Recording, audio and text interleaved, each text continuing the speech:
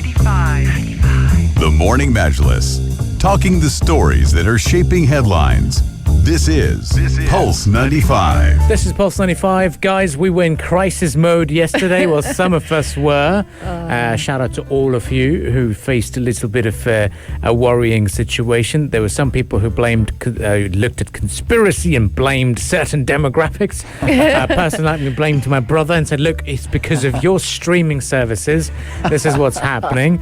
And people just started restarting their phones and unplugging their routers. And I did that. I thought they banned me from Instagram. I was like, what did I do? Yeah. What did I do? When did it start for you guys? I noticed it at about 8 p.m. Exactly that time. I was watching a video. Yeah. Okay, and then I said, oh, that's a cool video. Let me rewatch it. And then it wasn't working. I thought, what on earth I was is trying going to on? send something on WhatsApp and it didn't go It was through. 7-ish for me on Instagram. Really? Yeah.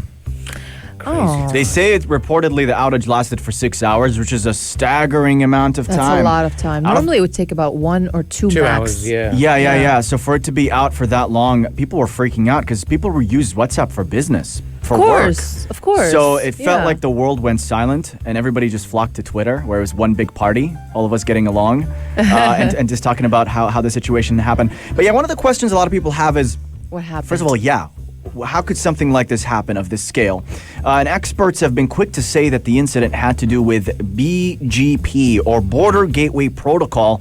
They're citing sources from inside Facebook as well as traffic analysis, and their expertise as saying it, quote, it's always DNS or BGP, which is one of the systems the internet uses to get your traffic to where it needs to go as quickly as possible.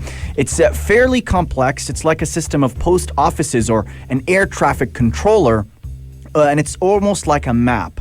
So something happened where the network was broken up and the map wasn't sufficiently updated. It's really hard explaining this in layman terms, but things just went wrong, and that pretty much led to a breakdown that had a cascading effect, a domino effect of sorts, where employees within Facebook had a hard time themselves communicating and couldn't even get a remote fix done. They had to drive to the data centers in California to try and sort out this mess.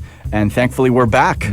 Yeah, this disruption, it came a day after a whistleblower accused Facebook of repeatedly prioritizing profit over clamping down on hate speech and misinformation. And several users who are using their Facebook credentials to log into third-party apps such as Pokemon Go and Matchmasters were also facing issues as well. Facebook staff, who usually communicate using software developed in-house, were reportedly forced to use Zoom and basically Discord as they scrambled to identify the cause of this problem. Now, the outage also left staff unable to access buildings and conference rooms at the company's offices after their electronic entry keys even stopped working. So it wasn't just us. Imagine like the staff of Facebook as well. So the memo also revealed a team of employees was dispatched to a California data center to attempt to manually restart the social media company's servers. So the 2.7 billion people or users out there can actually get back to their social media life. I'm going to be a conspiracy theorist here. You don't think it might have been a hack somewhere? Well, the first thing I did, and I think most people did as well, was go on Twitter. Yeah. Right, straight See away what they're saying. Exactly. I think the other logical thing was to do was put your phone down, enjoy your family time, and watch television. Or watch YouTube. And some YouTube people, was working. YouTube was working. Our telephones were working. Call people up, Yeah. text them. Great services provided. It's a chance to get back to that calling thing. Exactly, and but then I went on Twitter to look at it, and there were statements from the team, from both. WhatsApp had a separate statement, Facebook did as well. What I found was a couple of analyses that said security experts are tracking the situation. It might have been triggered by a configuration error, but what made me interested was the fact they said it could be the result of an internal mistake. Then that thought of the whistleblower comes to your mind. Though sabotage by an insider would be theoretically possible. That was a statement that made me think, hang on, this is a double massive game going on. Though they said an outside hack was viewed as less likely. But I personally started thinking that it must have been the whistleblower that said, you know what? I can sabotage you from inside. Yeah. My friend told me a 13-year-old kid was responsible for hacking all of this. I said 2.7 billion global users were hacked by a 13-year-old. But you know what it is? Because the internet is really something hard to wrap your mind around. Because this BGP stuff, it's a map, right? And it's almost like every point is linked to another point. And experts are saying that for some reason, Facebook's servers were, for some reason, telling everyone to remove them from their maps. Facebook issued an initial report, but it's very light on details. It's possible that Facebook will plan to release a more in-depth explanation later. But just to shed light on how funny the internet can be sometimes, a Pakistani ISP, internet service provider, once was trying to ban certain websites for its users, particularly YouTube, and they accidentally banned YouTube worldwide. So YouTube stopped working for everyone around the world.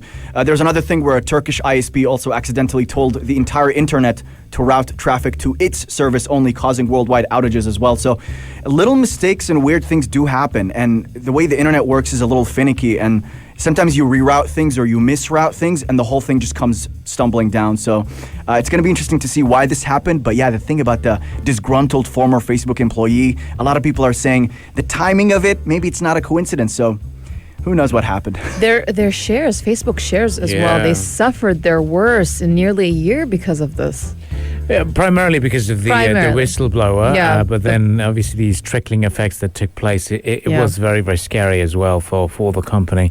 But maybe Irania's friends were the key target audience for the International Government Communication Forum to listen to. Do not spread fake news. Do not spread rumors. That was the key message of that event. But shout out to everyone. Let us know on the text lines 4215. How did it impact you?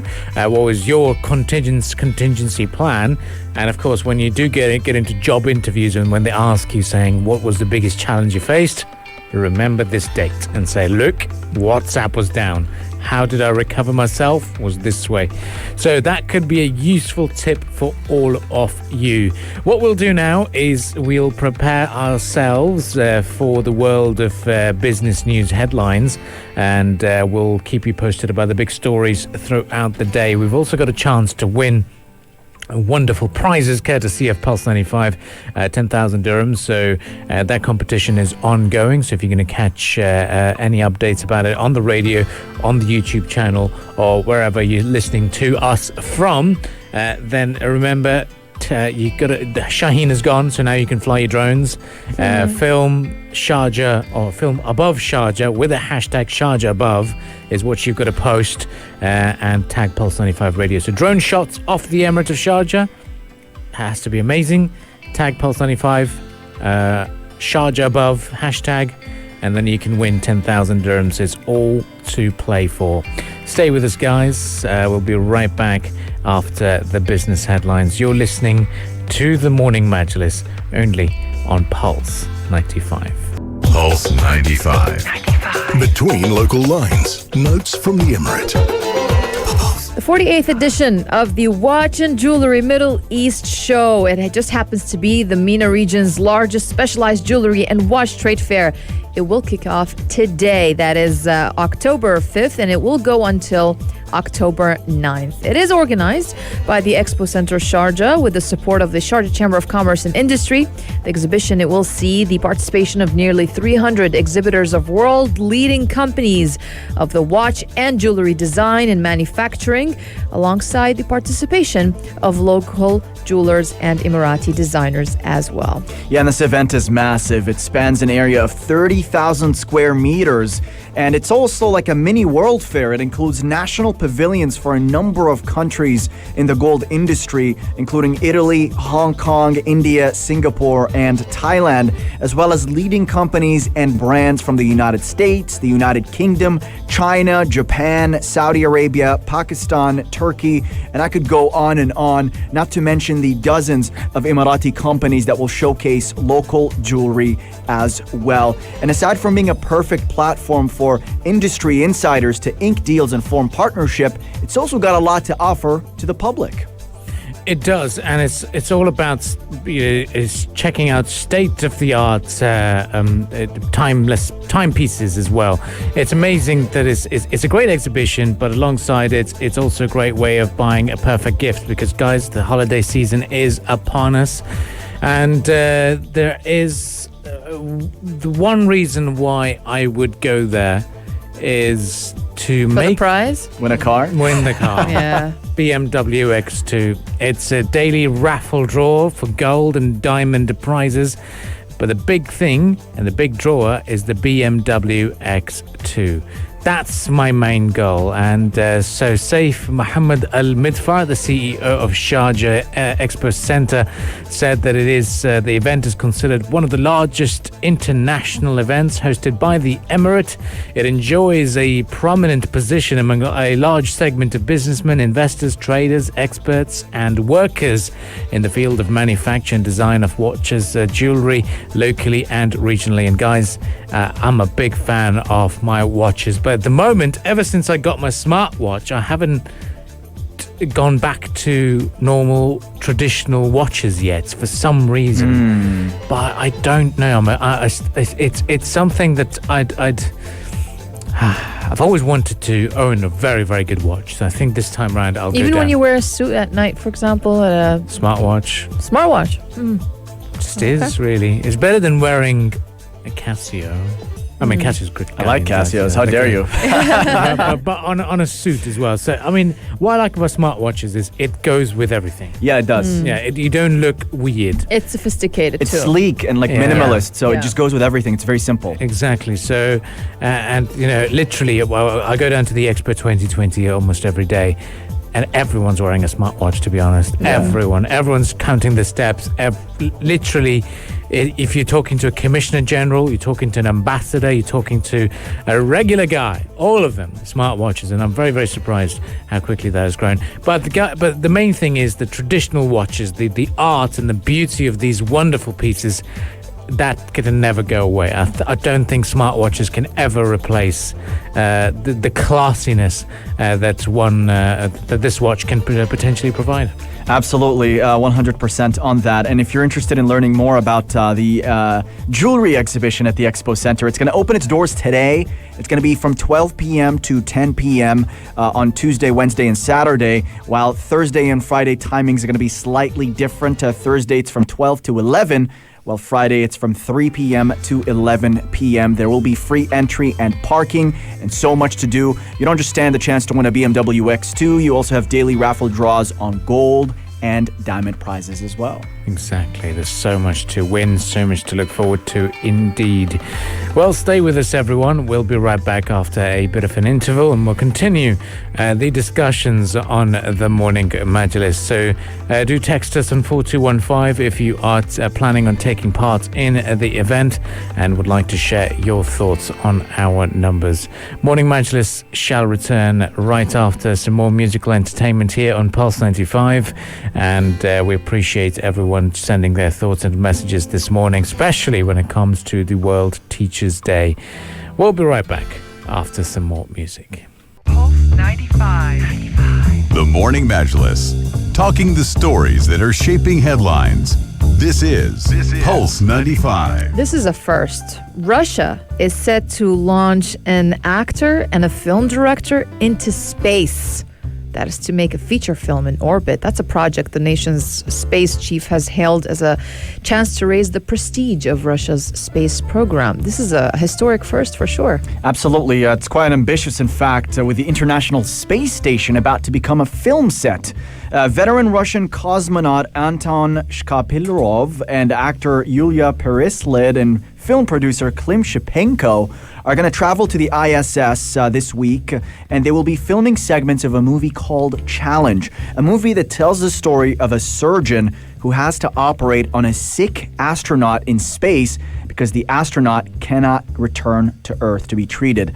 The three space travelers will launch aboard a Soyuz MS-19 spacecraft from Kazakhstan, and this is in fact going to take place today. The speedy Soyuz will deliver them to space station around 8 a.m. where they'll be filming the scenes for this movie. What an interesting concept. I think they just got jealous by George Clooney and Sandra Bullock. Yeah, Gravity, right? Yeah, I think they got jealous. I fell asleep in that movie multiple times. Had they actually gone off to space, it would have been very interesting to see their reactions. But it was a very, very good film to an extent. But yeah, I think these guys got jealous. They probably looked at it and said, okay, let's brainstorm. Let's come up with ideas to better that. And someone in the back of the room came up with a clever idea saying, let's actually go to space. And this is how probably this movie is being filmed over there. They said it was difficult for a lot of them to grasp the idea, and they said they made friends at Baikonur, and people were all warmed up, but it was quite difficult in the beginning when you aren't given much choice. So just go faster, hold on, carry on. It wasn't easy for us, and it was quite unexpected as the cast spoke to international media during that news conference at the launch facility. Yeah, exactly. And the thing about going to space is you need a lot of training for that. So two of them are civilians, the actor and the filmmaker.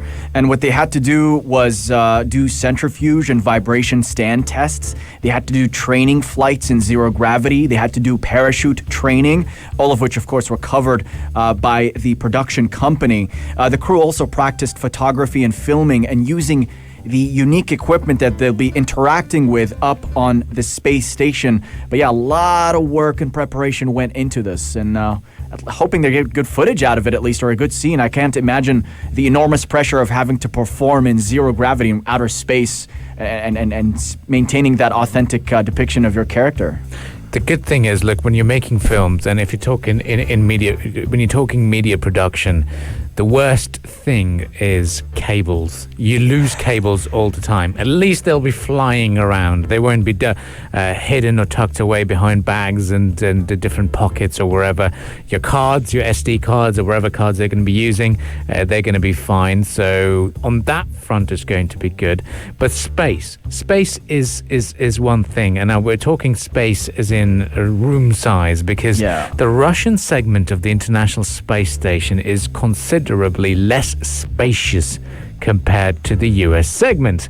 So they're saying there's going to leave a little room for filmmaking, but they've actually integrated a new lab module called Noka, and hopefully that is going to facilitate this. You know, I'm looking at the film. What they're making. The movie's working title is going to be called The Challenge. Yeah, and it's about a surgeon played by Parasild, Miss Parasild, who embarks on an emergency mission to the space station to save an ailing cosmonaut's life. And of course, a few other details about the plot or the filming aboard the station. They have been also announced, but this is an interesting concept. Definitely is. Another person flying to space is the actor who played Captain Kirk in Star Trek. That is the actor William Shatner, who is set to be the oldest person to fly in space. He's going to be flying along Amazon's Blue Origin on the 12th of October. And I had no idea William Shatner is aged 90. Oh, wow. So yeah, it's going to be interesting. Captain Kirk is actually going to be in space. Geeking out about this. I don't know if you guys are Star Trek fans, but I'm not. This is a big deal in the Star Trek universe. This is a big deal in space tourism over here at the moment, because if you even go to Expo 2020 site, you look at the Indian and the American pavilion, there's a lot of talk about space, Ukrainian pavilion as well.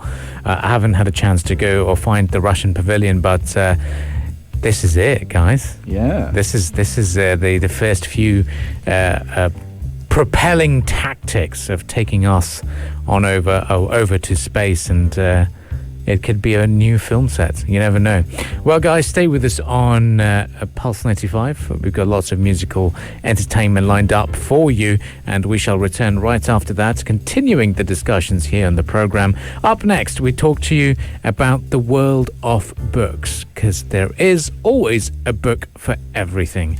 This is going to be discussed right here on the Morning Majlis. If you liked this episode of The Morning Majlis, drop a like and subscribe. 95. Be sure to follow us on Instagram for all our daily updates and top stories. Pulse.